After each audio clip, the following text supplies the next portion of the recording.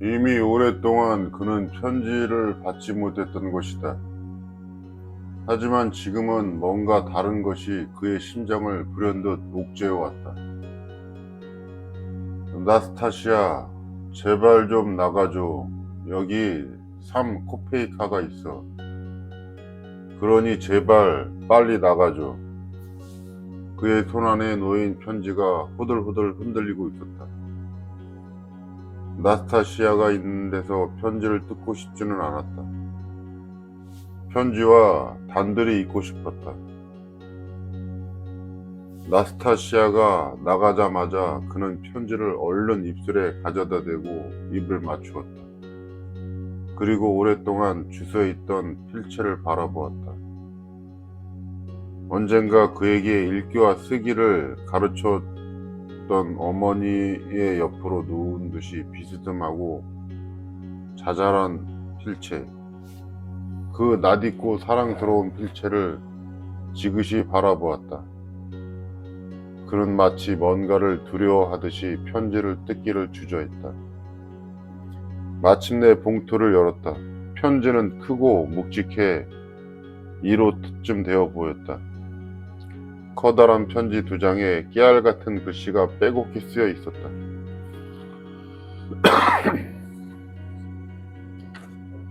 그리운 로다야, 벌써 2달 남짓이나 내게 소식을 전하지 못했구나. 그런 걸 생각하면 너무도 가슴이 아파 어떨 때는 밤에 잠도 안 온단다. 내가 이렇게 본의 아니게 편지를 소홀히 했다고 해서 이 어미에게 화를 내진 않겠지? 내가 널 얼마나 사랑하고 있는지 너는 잘 알고 있으니까. 너는 나의 단 하나뿐인 아들이고 내 여동생 두냐와 나에게는 무엇과도 바꿀 수 없는 단 하나의 희망이며 우리가 의지할 때라곤 너 하나뿐이고, 다시 말해 너는 우리의 전부나 마찬가지야. 그런데 그런 내가 학비가 없어 벌써 몇 달째 학교를 그만두고 가정교사나 그 밖에 다른 일자리도 다 그만두었다는 소식을 들었을 때 내 심정이 과연 어떻겠니? 1년에 121불밖에 안 되는 내 연금으로는 너를 도와줄 형편도 전혀 안 되고 말이야. 너도 이미 짐작하고 있겠지만 4개월 전에 내게 보내주었던 15루블도 사실은 여기 있는 상인 아파나시 이브나노비치 바우루신에게 내 연금을 저당 잡히고 빚을 낸 것이었다. 그는 선량한 사람이고 너희 아버지의 친구이기도 했지. 하지만 내 연금을 받을 권리를 그분에게 양도했기 때문에 빚을 다 갚을 때까지 기다려야만 했던 거야. 이제야 그 빚을 다 갚았으니 그동안 너에게 아무것도 보낼 수 없었던 거란다. 하지만 이제는 다행스럽게도 너에게 얼마간 보낼 수가 있을 것 같구나.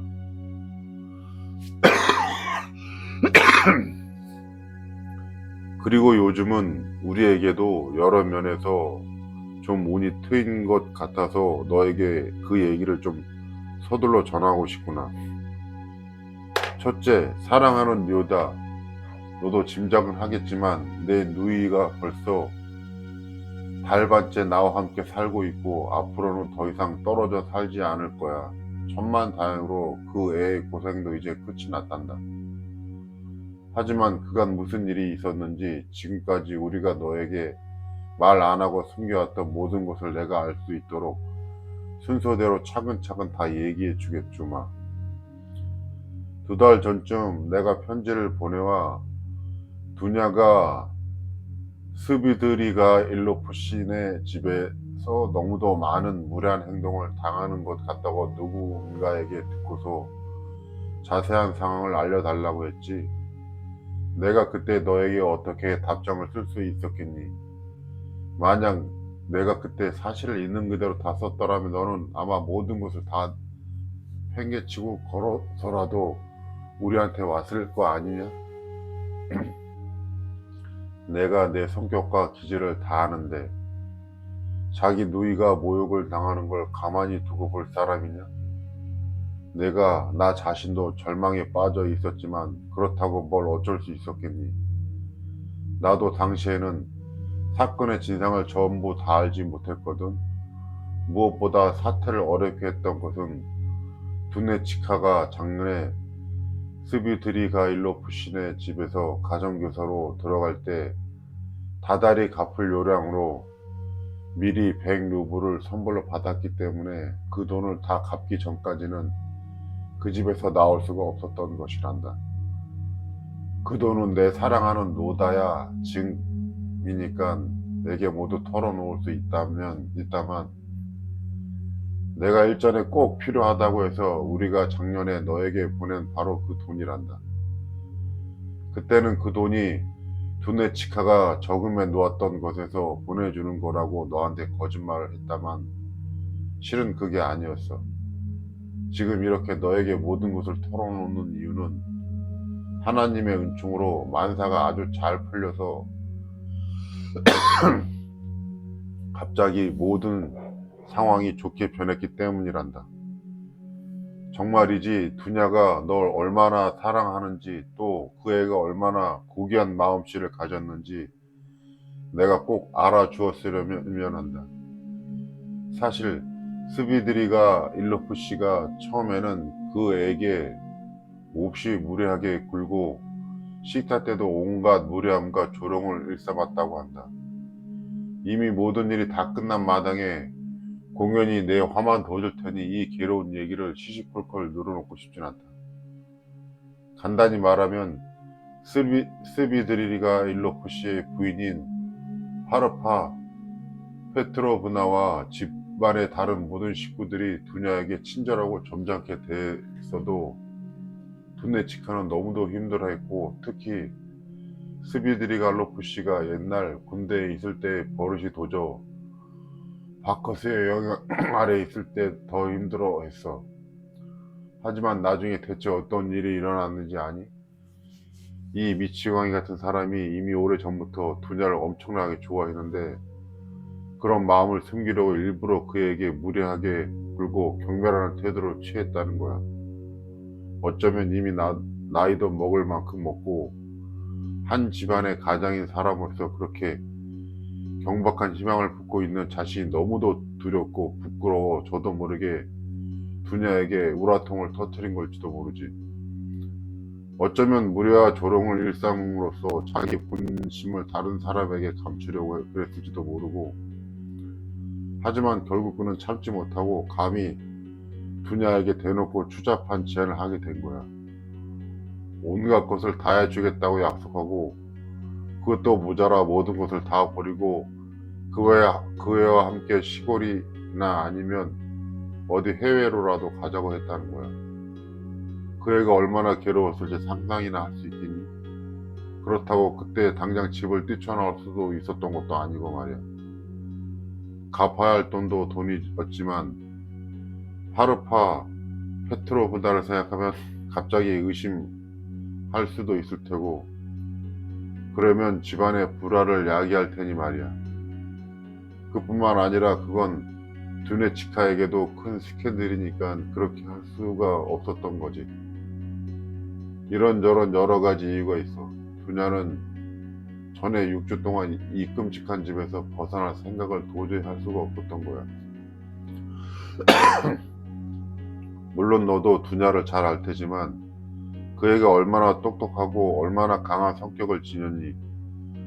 두네치카는 어떤 일이 닥쳐도 견뎌낼 수 있는 애야. 심지어 도저히 견딜 수 없을 것 같은 극단적인 경우에도 남을 배려하는 관대한 마음을 발휘해 제 강단 있는 성격을 잃지 않은 아이지. 그 애는 내 마음을 상하게 할까봐 나에게도 모든 얘기를 다 쓰진 않았단다. 우리가 그렇게 자주 편지를 주고받았는데도 말이다. 그런데 전혀 예상하지 못한 파국을 맞게 된 거야. 어느 날 마르파 페브로브나가가 자기 남편이 정원에서 두냐에게 애절복구를 하는 것을 우연히 엿듣게 되었는데 이 모든 것을 완전히 왜곡해서 오해하고 있는 그 애가 이 모든 사건의 빌미를 제공했다고 생각하면서 모든 것이 그의 탓이라고 비난을 한 거야.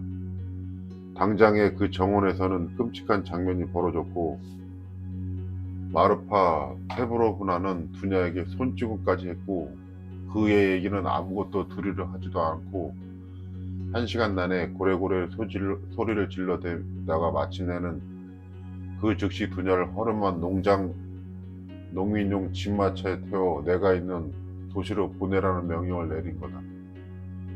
그러고는 그의 물건을 제대로 묶지도 꾸리지도 않고서 속옷이며 옷가지들을 닥치는 대로 집마차에다 집어 던졌다 하더라. 하필 그때 비가 억수같이 쏟아붓고 있었는데 모욕과 치욕을 당한 우리 두냐는 덥게도 없는 집마차 속에서 농군들과 함께 꼬박 10질 베르스타나 달려와야 했던 거야. 이제 너도 한번 생각해 보려구나. 2달 전 내가 보낸 편지에 내가 뭐라고 답을 할 수 있었겠으며 대체 무슨 말을 쓸 수 있었겠니? 나 역시 절망에 빠져 있었고 차마 너에게 사실대로 쓸 수는 없었다. 괜히 너까지 불행하고 슬프고 분개할 뿐이지. 내가 뭘 어쩔 도리가 있는 것도 아니잖아. 어쩌면 내가 자신을 망치는 일을 할지도 모른다며 두뇌 치켜도 알리지 말라고 말리더구나. 그런데다가 내 마음이 그렇게 슬픈데 이런저런 쓸데없는 말로 편지를 가득 채우는 일도 못하겠더라. 1달 내내 우리가 사는 도시에 이 사건에 대한 좋지 않은 소문이 돌아서 사람들의 경멸에 찬 시선과 쑥덕거림 때문에 두냐 나는 교회에도 갈 수 없는 지경이 되었지 뭐냐. 어떤 사람들은 우리가 있는 데서도 대놓고 큰 소리로 이상한 얘기를 하기도 했어. 모든 지인들이 우리와 거리를 두었고 모든 사람이 우리와 인사조차 하지 않았지. 내가 확실히 알아냈는데 상점 점원과 관청 사무원 몇몇이 우리에게 저열한 모욕을 주려고 우리 집 대문에 타르치를 했고 이것 때문에 화가 난 집주인이 우리더러 당장 집을 비우라고 요구하기 시작한 거야. 일이 이렇게 된 건 모두 마르파 페브로브나 때문인데 그녀가 우리 도시에 있는 집을 하나하나 다 돌며 두냐를 모욕하고 있는 대로 욕을 하고 다닌 거지. 그녀는 우리 도시에 사는 사람들과는 다 잘 아는데 이번 달에는 쉴 새 없이 뻔질나게 우리가 사는 도시들을 들락거렸어. 원래도 엄청 말이 많은 사람인데 자기 집안일을 있는 대로 떠들고 다니는 걸 좋아하지. 특히 아무나 붙잡고 자기 남편 험담을 하는 아주 좋지 못한 버릇을 갖고 있는데 그 짧은 시간에 우리가 사는 도시뿐 아니라 군 전체에까지 이 소문을 다 퍼뜨려 놓았지 뭐냐. 속이 상해 나는 몸져 누웠는데 두네치카는 나보다 강하더라. 모든 것을 꾹 참고 오히려 나를 위로하고 격려해 주는 거야. 내가 그 모습을 보았더라면 그 애는 천사야. 하지만 자비로우신 하나님 덕에 우리의 고통은 끝났단다. 두냐가 불쌍했던지 스비드리가일로프 씨가 마음을 고쳐먹고 자기 잘못을 뉘우치고서 두냐가 결백하다는 완벽하고 명백한 증거를 마르파 페브로나에게 제시한 거야. 그 증거란 마르파 페브로나가 정원에 있는 2사람을 발견하기 전에 두냐가 스비드리가일로프 씨에게 어쩔 수 없이 써서 건넨 편지인데 거기에는 둘이 몰래 만나 사적인 얘기를 나누는 자는 거의 강요에 가까운 그의 요청을 그 애가 거절한 내용이 담겨 있었던 거야. 그 편지가 두네치카가 떠나온 후에도 스비드리갈로프 씨의 수중에 남아 있었던 거지. 이 편지에서 그 애는 무엇보다 그가 마르파 페브로브나에 대해 참으로 점잖지 못한 행동을 하고 있다고 분노에 가득한 열띤 어조로 꾸짖고 그에게 당신은 한 집안의 가장이자 아버지가 아니냐고 말하고 마지막으로 그렇지 않아도 불행하고 의지할 데 없는 처녀를 괴롭히고 더 불행하게 만드는 것이 그의 입장에서 얼마나 추악한 일이냐고 쓴 거야. 사랑하는 노다야, 한마디로 이 편지는 너무도 고결하고 감동적이어서 나는 그걸 읽으며 통곡을 했단다. 지금까지도 눈물 없이는 읽을 수가 없을 정도란다. 그뿐 아니라 결국에는 하인들 사이에서도 두냐의 결백을 증명하는 증거가 줄줄이 나왔는데, 늘 그렇듯이 스비드리가일로프 씨가 생각했던 것보다 그들은 훨씬 더 많은 것을 보고 이해하고 있었던 거야. 마르파 페브로브나는 엄청난 충격을 받았고, 그녀의 고백을 그대로 옮기자면 또 한 방을 얻어맞은 거지. 대신 두네치카가 결백하다는 것을 완전히 확신하게 되자마자 바로 그 다음 날인 일요일에 곧장 교회로 달려가 무릎을 꿇고 눈물을 흘리며 성모님께 기도를 했단다.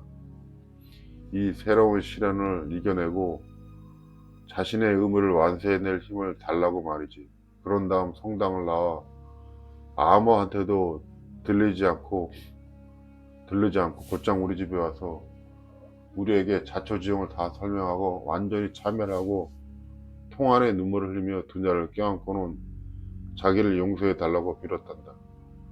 바로 그날 아침 우리 집에서 나가자마자 한치의 시간 낭비도 없이 당장에 우리 도시에 있는 모든 집을 죄다 돌며 가는 곳마다 두네치카에 대한 최고의 칭찬을 늘어놓고 눈물을 흘리며 그의 결백함과 그의 감정과 행동의 고결함을 복원시켜 놓았다. 게다가 두네치카가 스비드리가 일로프 씨에게 보낸 바로 그 편지를 모든 사람에게 보여주고 큰 소리로 읽어주고 심지어 베껴 쓰기까지 했다는 거야. 내가 보기엔 이건 좀 지나친 것 같더라. 이렇게 그녀는 며칠 동안 우리 도시에 있는 온 집을 돌아야만 했는데, 어떤 사람이 다른 사람 집을 먼저 들렀다고 그들을 더 좋아하는 게 아니라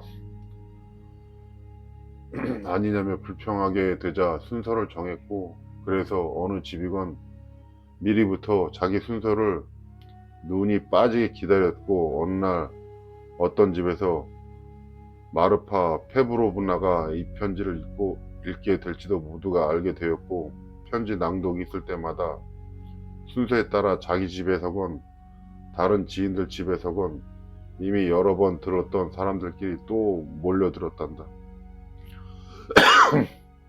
내 생각에 이건 지나쳐도 너무 지나친 일이었지만 마르파 페르보르나가 원래 이런 성격인 걸 어쩌겠니. 적어도 두네치카의 명예는 완전히 회복되었고, 이 사건의 모든 추악함은 그녀의 남편이자 죄인인 장본인에게 씻을 수 없는 치욕으로 남겨졌어. 이쯤 되면 이 미치광이 같은 사람에게조차 이미 지나치게 가혹한 것이 아니겠니? 즉시로 몇몇 집에서 두냐에게 가정교사로 와달란 청이 있긴 했지만 두냐가 다 거절했단다. 대체로 모든 사람들이 그에게 갑작스레 각별한 존경을 표하기 시작했어. 이 모든 일로 인해 특히 전혀 생각지도 못했던 일이 있었고, 그 덕에 지금은 말하자면 우리의 전 운명이 송두리째 바뀔 것 같다. 사랑하는 리오다, 실은 두냐에게 청혼자가 나타났고 그 애도 벌써 승낙을 했고, 그래서 너에게 한시 앞에 서둘러 그 얘기를 전하라는 거야. 비록 너의 조언도 구하지 않고 일이 여기까지 왔다만 나나 내 누이에게 그리 불만은 없을 거다. 사정상 우리는 내 답변을 받을 때까지 기다리라고 미룰 수가 없었다. 그리고 내가 여기 있는 게 아니라서 모든 것을 정확히 판단할 수 있었던 것도 아니고 말이다. 대충 경위를 설명하자면 다음과 같다. 상대는 표트로 페브로비치 루진이란 사람으로 마르파 페브로브나의 먼 친척벌되는 내 벌써 7등 문관이란다. 마르파가 이 일에 여러모로 신경을 많이 써주었다. 그가 마르파를 통해 우리가 사귀고 싶다는 전가를 보내왔기에 한번 초대를 해서 커피를 대접했다. 그랬더니 바로 그 다음날 편지를 보내와서는 아주 정중하게 청혼을 해왔고 승낙 여부를 곧바로 알려달라고 청했단다. 그분은 일이 많아 아주 바쁜 몸이라 지금도 페테르부르크로 가야 하기 때문에 1분도 지체하기 곤란하다고 하더구나. 당연히 처음엔 우리도 너무 갑작스러운 일이고 예기치 못한 일이라 많이 당황했다. 그날 하루 종일 우리 둘이서 이런저런 생각을 다 해보았단다. 그는 장래성도 있고 생활 기반도 잡혀 있으며 현재 두 군데서 근무를 하고 있는 데다 재산도 이미 제법 있다고 하더구나. 사실 나이가 45으로 좀 많기는 하지만 외모도 그만하면 썩 괜찮고 아직도 여자들한테 인기가 있을 법하단다.